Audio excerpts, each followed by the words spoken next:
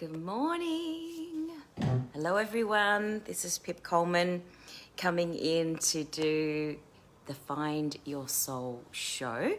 And today we're going to be continuing our conversation about who am I? And I changed my mind this morning slightly about what I was going to talk about because I was reading the wonderful Brené Brown, reading her book, The Gifts of Imperfection. And of course, the perfect paragraph came up, which was exactly what we needed to talk about today, and in relation to who am I. And she was talking about fitting in as compared to belonging and the difference between those two things. And it speaks to being your authentic self or changing yourself to suit other people, which I thought was very interesting because that is something that a lot of us do. And why would we do anything else? We don't know anything else. So welcome to the show. If you're out there, say hello. I have you up on my computer as well so that I can see your comments, because sometimes on my phone I can't see comments. But I have just refreshed. I've just refreshed the video in on my computer. So I think, hey Michelle, I see you. And as I say, today we're going to be talking about fitting in as compared to belonging.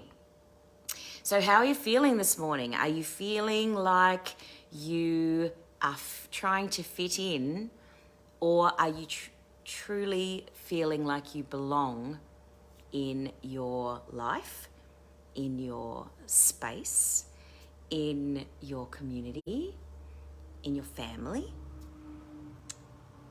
That's a really interesting question, because when I was thinking about it this morning, one of the things that has been coming up in my family lately over the last few years is that there is there's a way that things have always been done. And so certain people in the family are feeling like they don't want to do things in the way that we have always done it. And so there's been some discussions about the way that people parent, the way that we interact with each other when we're face to face, and the way that we interact with each other when somebody's not there. So you know how sometimes we gossip? You know, you and me, us humans. When somebody's not there, it's very easy to get into a conversation about the person who's not there, the sibling that's not there, the friend that's not in that moment, in that conversation. And rather than talking about you and what's going on for you and how you are dealing with the world, I start to talk about what that person has done and how we think, what our opinion is about what that person has done or is doing or whatever. And that whole gossiping thing is really interesting because that is something that we do when we're trying to fit in. It's something that we do when we're trying to ingratiate ourselves, I think that's the way you say it, with other people. It's something that we do so that people go, yes, I agree with you. That person is doing blah, blah, blah. And it's a safe way of talking about and feeling like you are in this group, in this family, without actually putting yourself into the space. Does that make sense? So that was really interesting to me, that idea of fitting in. So I wanted to ask you to share in the comments, when have you done something like gossiping, or when have you tried to fit in with a group and not really been your true authentic self? Maybe it was in high school. That's when we usually trying to fit in. I know that I did that in lots of different groups in high school. Maybe it is currently with your family, like when you're with a big group of people, sometimes it is challenging to be completely yourself if the group is wanting you to be a particular way. And I know that when we do like family reunions, things like that, people will say, oh, what are you doing now? And it's more about them finding out whether or not they're better than you or whether you're better than them than it is about working out how to interact with you this time in an authentic way. There's only a few people in my life that ask me that question of, how are you? What are you doing right now? So that they can go, okay, so Pip's running a business now and she's doing really well and she doesn't have a partner at the moment, and so this is where she's at. Like this is where she's at, and so we're going to have this conversation. Whereas some people will go, where are you at now? And they'll be like, oh, okay, so I'm doing really well. Our ego steps in, is what I'm saying.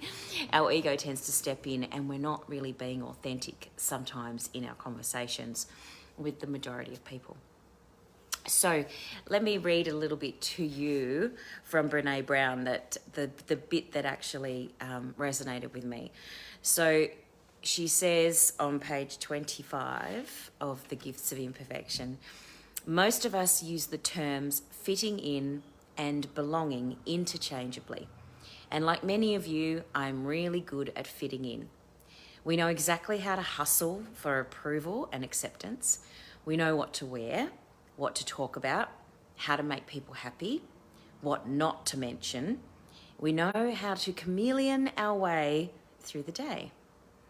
And isn't that interesting that I think I've done all of those things. I've pretty much done all of those things. I've worn the same things as my group of friends so that I would fit in.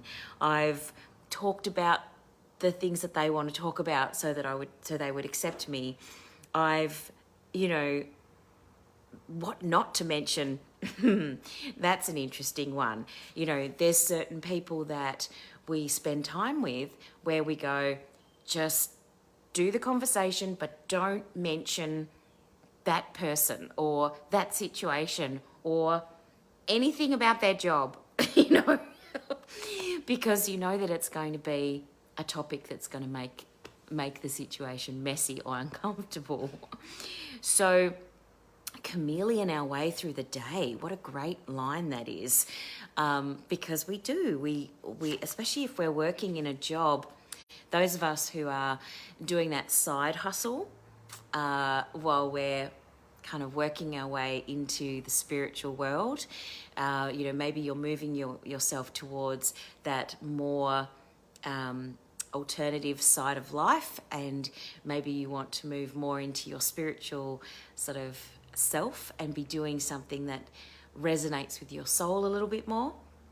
But you're doing your side hustle. I call the side hustle the part-time job. Other people call the side hustle their passion. But I usually focus on my passion as the thing that I'm doing, and talk about the part-time job that I've done sometimes and that I do every now and then, as that's my side hustle. But I do find myself chameleoning. There you go, that's a new word. Chameleoning through the day more when I'm in that space of the part-time job than when I'm in my business and running, doing my coaching sessions, teaching my meditation classes, and running my Reiki courses, the things that spark that joy and that light within me. Doing those things, I don't feel like I have to be a chameleon. I feel like I'm being my true self. And more over the years, I am finding that is moving into my side hustle. And I do find myself talking to people when I'm working at my part-time job, sometimes I will start to talk to them about alternative things. They'll ask about a crystal in a piece of jewellery, and I'll start going blah, blah, blah. Oh, that crystal's all about, working with your throat chakra. And, it's really good to do that because, that aligns, all of your, communications. And the person will go, oh, stuff about things. And so we start to have a conversation that is not normally in line with the things in that particular shop or workspace. And if you're that sort of person where you're really more aligned with your true self and you start to have those sort of woo-woo conversations, Michelle would say woo-woo, in your side hustle, in your other job, then you know that you're beginning to move into that space of who you really are, because you can't help it. It's like it just bursts out of your mouth, and it's an amazing feeling when you start to move into that space of alignment and be who you truly are. And that way you can actually know that you're moving in the right direction. So I can't see any of your comments, I'm sorry. Let me see if... Welcome to the show. Oh, okay. I'll see if I can see them over here. There you go. Oh, yeah, hey. Oh, cool.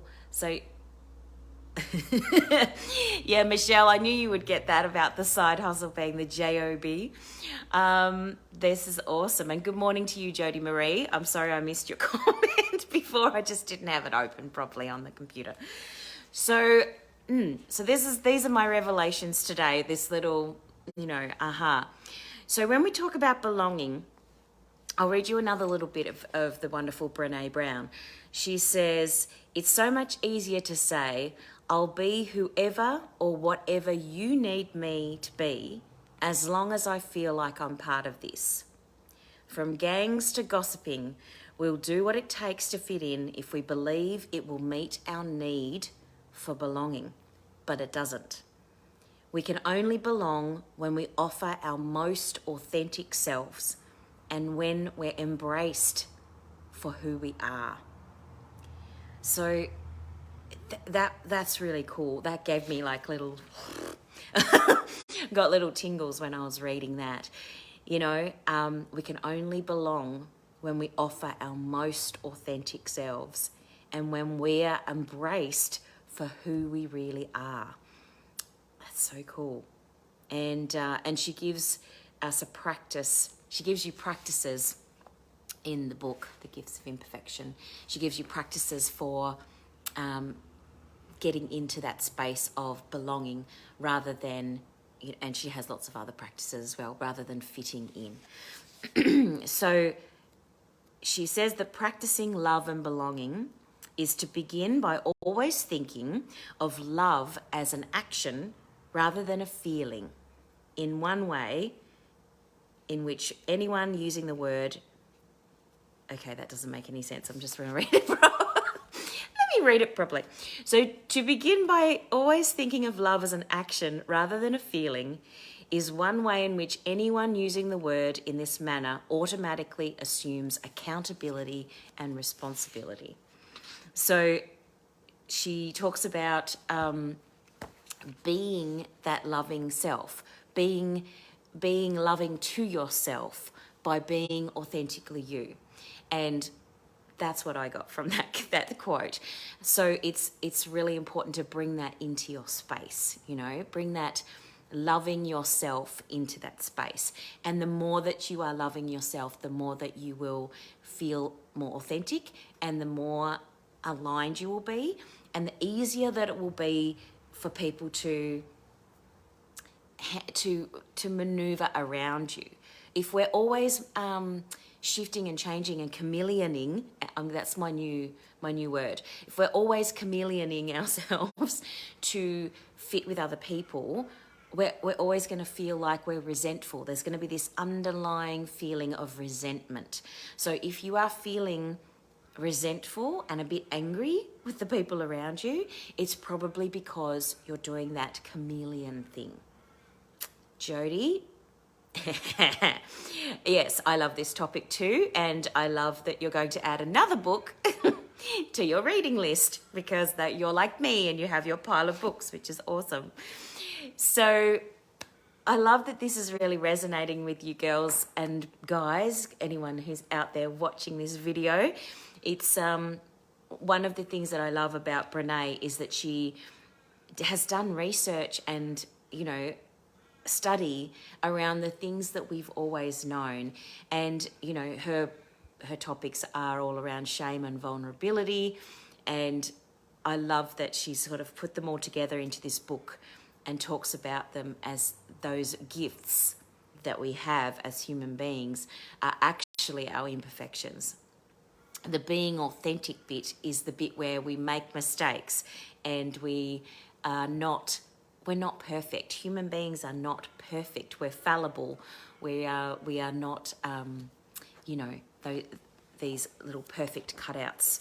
And that's why, just as a side note, that's why I think that the whole, AI, or artificial intelligence and the robot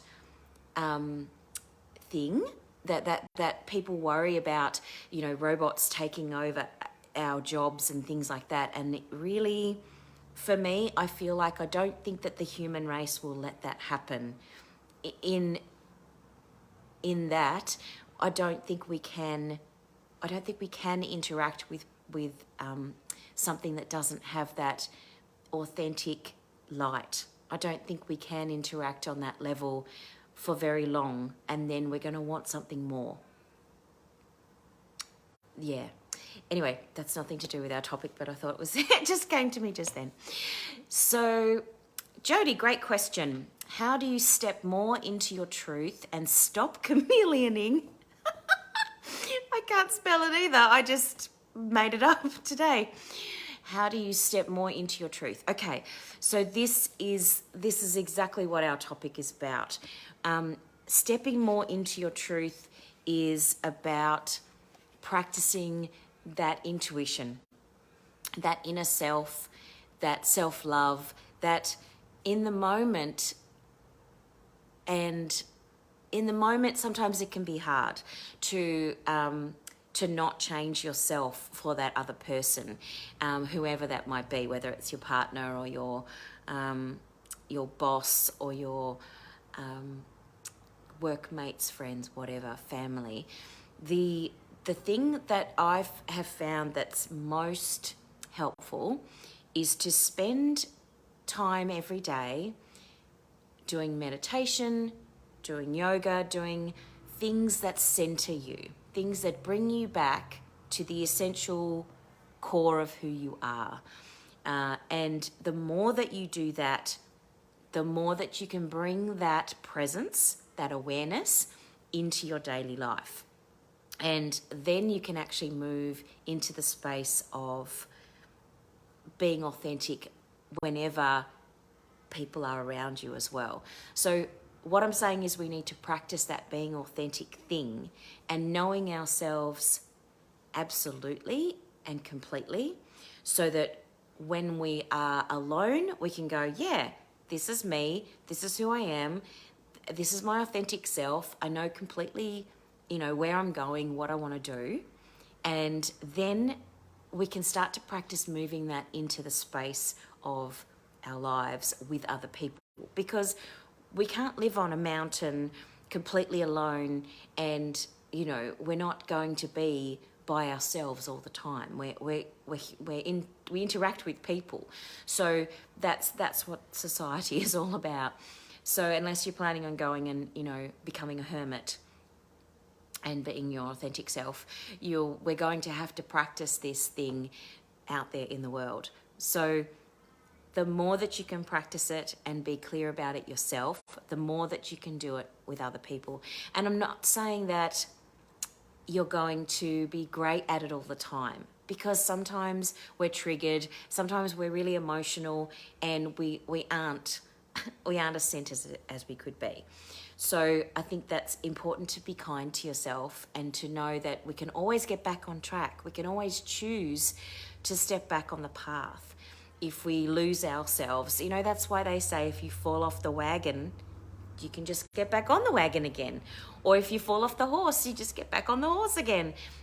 That's what life's about. It's about being adaptable and changeable. So yeah, it's hard work with family when you're not living in alignment. Yeah. And accepting yourself is a big one, you know. Yeah, that's awesome, Jody, because that revelation of being accepting and when you honor and acknowledge who you are and where you are right now, then you are being your most authentic self. Because the more that we honor and acknowledge where we are, and that's why I really like the tapping, the EFT tapping, because if you're feeling particularly emotional, particularly upset, particularly resentful, particularly angry, then doing the tapping is really wonderful, because you speak your truth, you honor yourself, you accept and love yourself exactly how you are and where you are in that moment, and allow yourself to be calm and accepting of that. By doing the tapping, it helps to calm the brain, helps to calm the parasympathetic nervous system, so that you can actually be okay with where you are, be loving with yourself where you are. And that is what we need to come back to all the time. So I have a little meditation that I wanted to share with you, a little letter to a light worker, which is, it's actually written by Rebecca Campbell in her book, Light is the New Black. But I thought it would be nice to finish up with today. So if you would like to, it's relevant to what we've been talking about in terms of our authentic self being our light, and that light that is within, that we can't hold back. Sometimes it just goes blip and comes out, and seeps out through the way that we speak and the way that we act. And no matter where we are, this is a letter to a light worker. So if you'd like to close your eyes and take a few relaxing breaths in this moment, let's just take a moment to accept and honor where we are, who we are. And as we take these beautiful, relaxing breaths, settle into your space and feel that loving energy surrounding you. That's your guides. That's your angels, that's your animal spirit guides, who are coming in whenever you call them. And so I read to you A Letter to a Lightworker by Rebecca Campbell.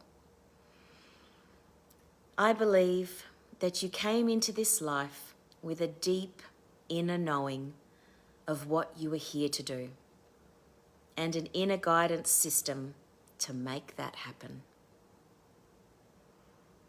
Breathing in and breathing out.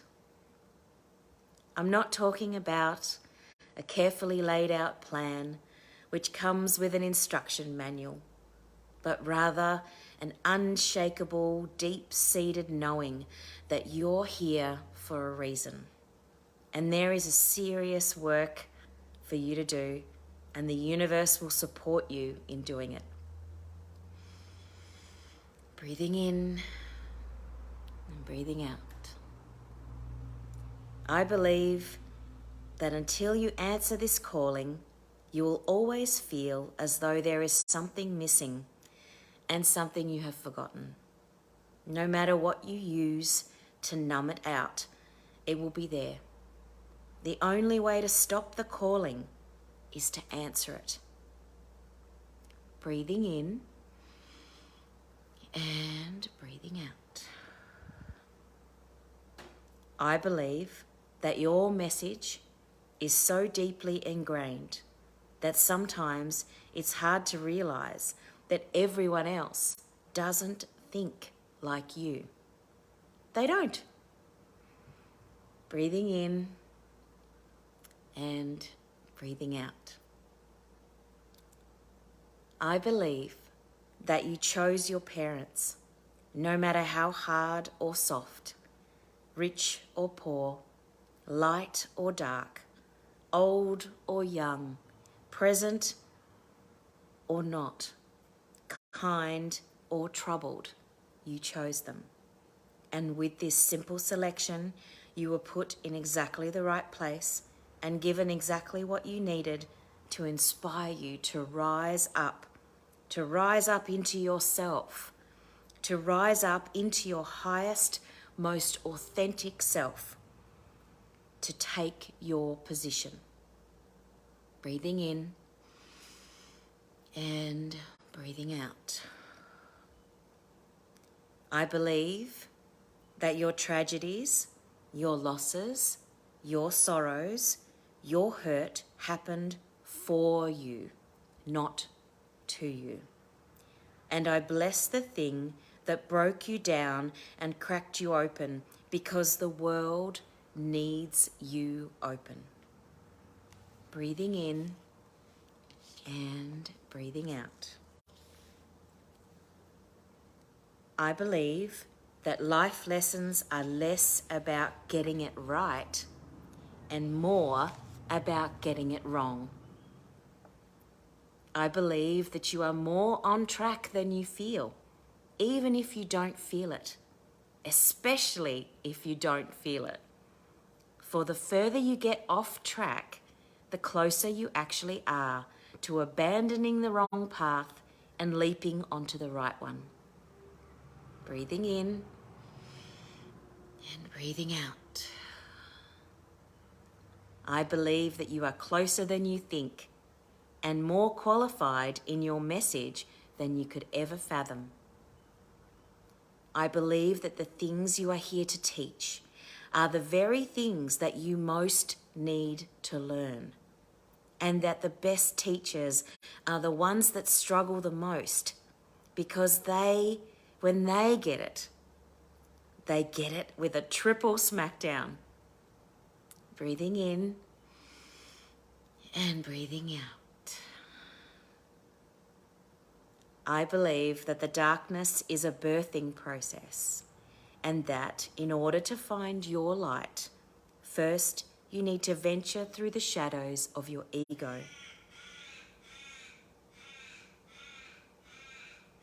Breathing in and breathing out.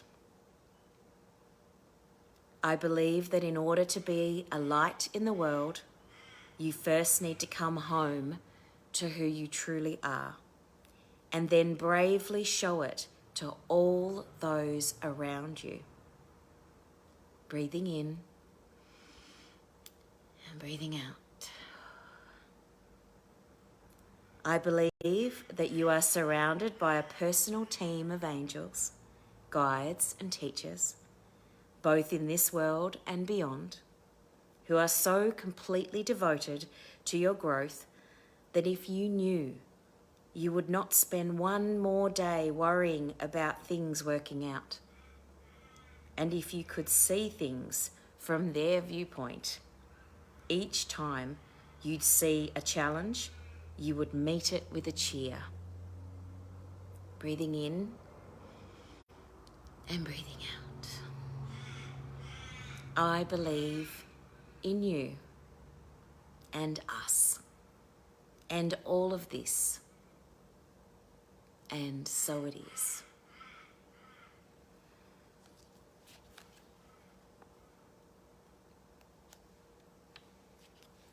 And so, just take a moment to come back into your space. Feel the feelings that are coming up. Know what you need to know. And as the beautiful Cheryl Richardson says, actually it's Barbara DeAngelis. She says, I am willing to see what there is to see, know what there is to know, and feel what there is to feel today.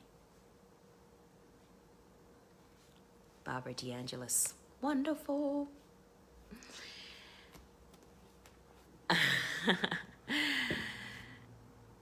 Yeah, I got a bit emotional there too, Jody. Light is the New Black. The wonderful Rebecca Campbell. That might be another book that you need to get to add to your collection. I feel you, lovely light workers and earth angels out there. If you would like to comment below, let me know how you're feeling. And if you missed this session today, feel free to go back and watch the hashtag replay. And we will meet again next week to talk about a little bit more about who am I for the last week of July. And then we'll move on to a new topic. And until then, make sure that you touch base with me at my Facebook page, which is Pip Coleman Author Coach. Come on over and join me to follow what I'm doing. If you'd like to subscribe to my newsletter, you can go to my website, pipcoleman.com, and subscribe to my newsletter where I send out little Friday freebies and lovely gifts. And this weekend, just a little announcement, this weekend, Saturday the 24th of July, I will be doing a Release the Rona Fear meditation at 9 o'clock in the morning. If you're feeling that you need to let go of some fear, if you're feeling like you're just over it, you're frustrated, you're just really struggling with this whole lockdown, in out lockdown thing, then join me on Saturday the 24th. Send me a message, PM, and I will let you know. It is an hour and a half session, and I'll be sending some distance Reiki to everybody in the group. We'll be doing a meditation about feeling safe, and we'll have some laughs. We're going to laugh because it's really important. Laughter is the best medicine. So if you'd like to join me, send me a PM and I will send you the Zoom link, and you can transfer your payment to the bank account, or you can go to my website, pipcoleman.com/store, and you can get your ticket there and book your spot. I would love to see you. Always a pleasure to be here in the community. I will see you very soon. Bye for now. Thanks, Michelle. Thanks, Jody. Bye, Kerry.